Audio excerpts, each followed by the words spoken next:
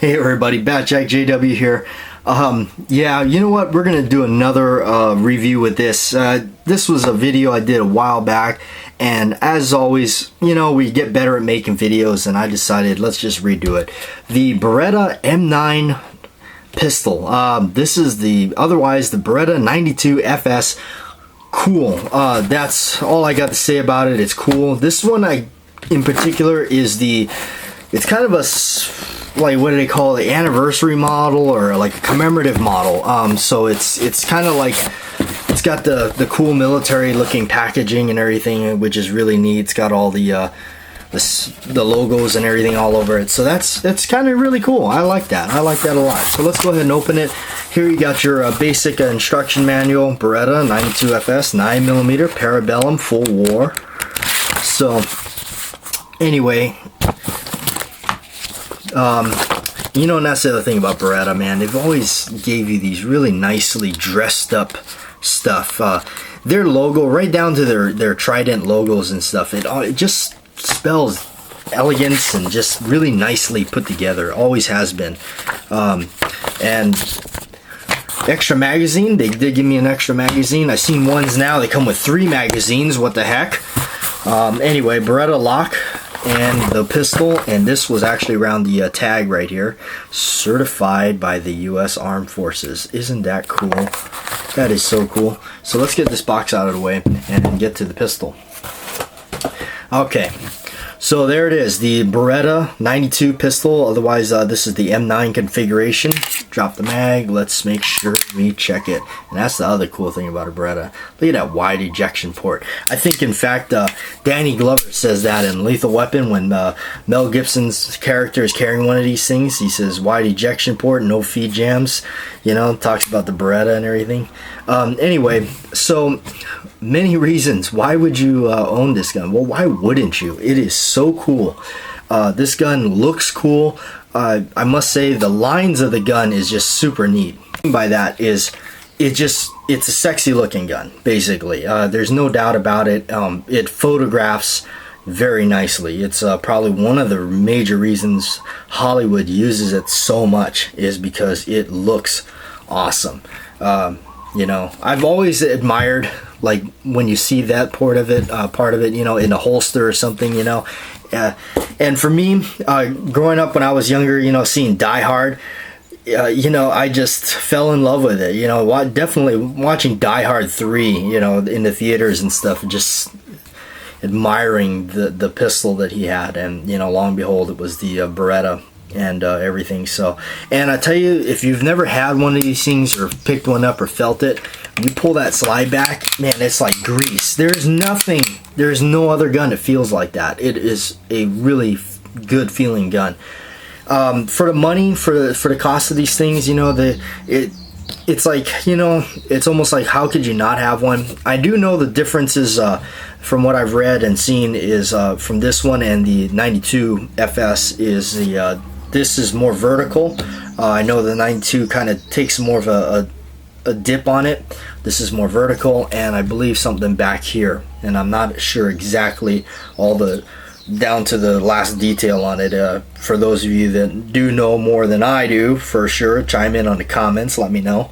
For the most part, I do know it's all like an exact replica. Would be like, this is the civilian version of what they are using overseas, what our great U.S. Armed Forces are using, and it's really cool, and that makes it even more cool to have it and own it. So anyway, so some of the features on the Beretta.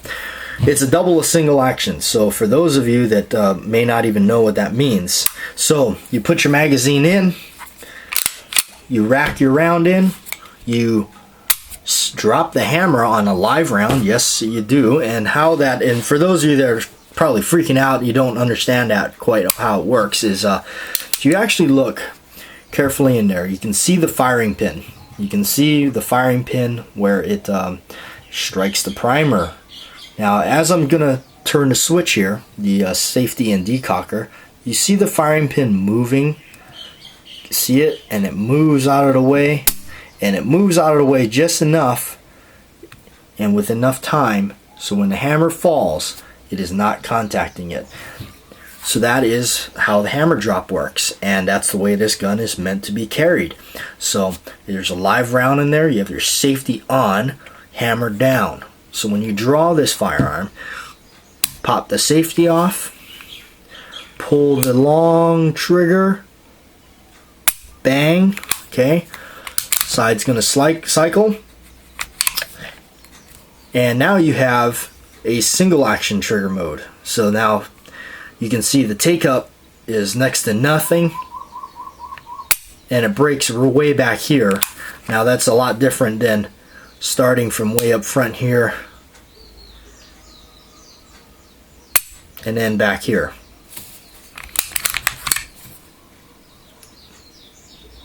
Trigger set reset is right there. Kind of weird. It's definitely not like most of our guns today that have definitely surpassed the functional. But other than that, out of the box, this thing is deadly accurate.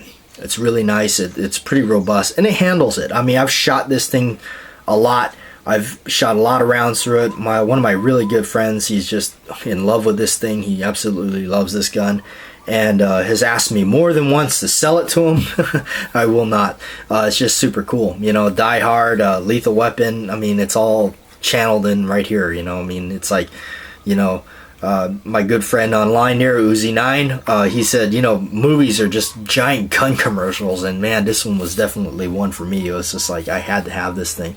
So the takedown is pretty easy. It's actually too easy. Some would say it's you know, somebody could yank the slide right out of your hands if you're too close to them. So if you see this right here, okay, on the other side is a little button. You push the button while holding it in. Okay, we'll do it on this angle so you can see better. I'll push that button down, you know, from the rear, on the other side. And while I'm doing that, I'm gonna move this catch down, and you can see the slide almost popped completely off. And that's how you take the slide off.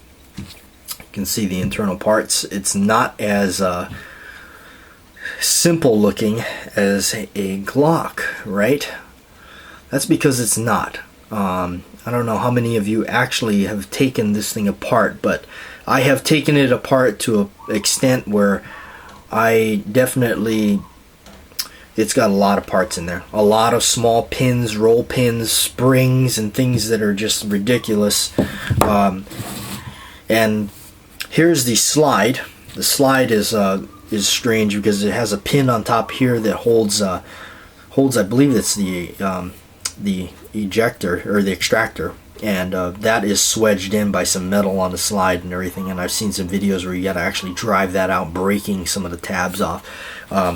Anyway, so here's the slide assembly. We're going to do a field trip here. I'm going to take this spring and everything out. Now I know the new ones I've seen in the shop, this whole unit is actually captured. In this case, mine is an older one, and it's not. It's just two separate pieces here. I'll try to put this back together. Okay, and the barrel comes right out. The barrel has these locking lugs. Now, if you are familiar with the P38, the old German World War II pistol, this design of this gun has taken a lot. It has borrowed a lot from that gun right there, for sure. So you can see these are what rides along in the internal of the slide right there. You can see the slots in here. That's how it rides. Sits right in there, and that's part of how it's so slick, really. So to put it back together, always remember this is goes in like this, and you want to do this without jutting this thing off across the room. And I may just do that doing this video, but anyway, got it right back in there. I have switched my magazine release around, which is the other nice thing about it. The magazine catch is reversible. I'm left-handed, so I switched it over to the right side so I can get it. But the grip is so big on this gun. I don't have the biggest hands in the world, but you have to break grip, just to, for me at least, to release that magazine catch. Front strap is checkered, back strap is checkered. So that's cool. Not replaceable like our modern guns, but and it does have the checkering on the finger, the trigger guard here. I guess that's for putting your extra finger there. Some people shoot that way. I don't. The one thing that I have noticed on this gun, and I have seen it inside here, where the trigger is, there's a spring that wraps around the pin here and wedges itself between the frame and the top of the trigger. That spring is very skinny and small, and it has a tendency to break.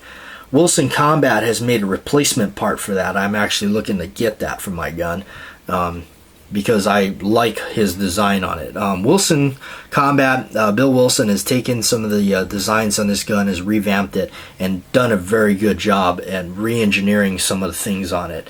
And so I really like that he's done some of those things. And you know, he's also makes a really fine 1911. A little pricey, but you know, it's kind of what you get when you get custom made.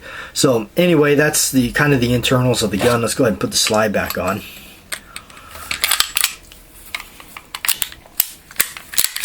And now I noticed the new ones, when you actually do that, when the takedown lever is down and you actually just pull the slide back to the rear, it will click back up automatically. I noticed that on the newer one, and the newer one has a rail light here now.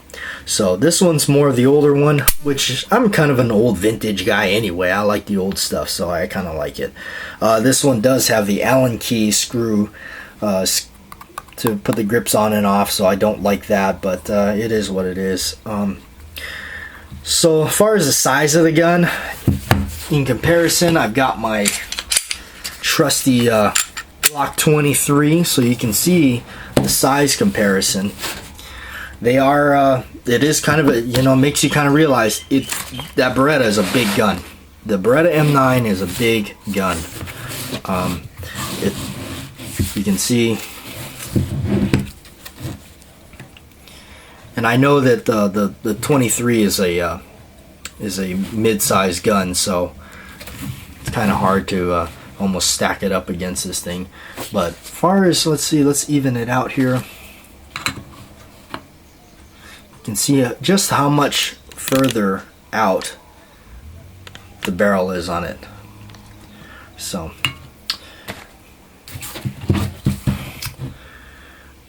but you know, in a sense, a lot of people would say the Beretta is a lot more sexy looking than the Glock, but hey, you know, to each his own.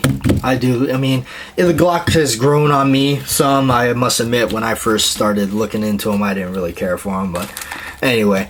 But yeah, that's the Beretta, you know, taking a look at it, you know, black plastic grips and everything. So just taking a look at the sexy lines of the guns. The sights on this one is dot and post, or whatever they want to call it, but that's what I call it, the dot and post sight, not like the traditional 3-dot or something like that, which from what I understand, I could be wrong, don't hold it on to me. That's what the military chose. So anyway, to all the armed services, to all the men and women that serve my beloved American country here, America, this one's dedicated to you and your service, putting your lives on the line for our freedom so we can lay our heads in peace and quiet at night. So anyway, that's my review for the Beretta M9 pistol.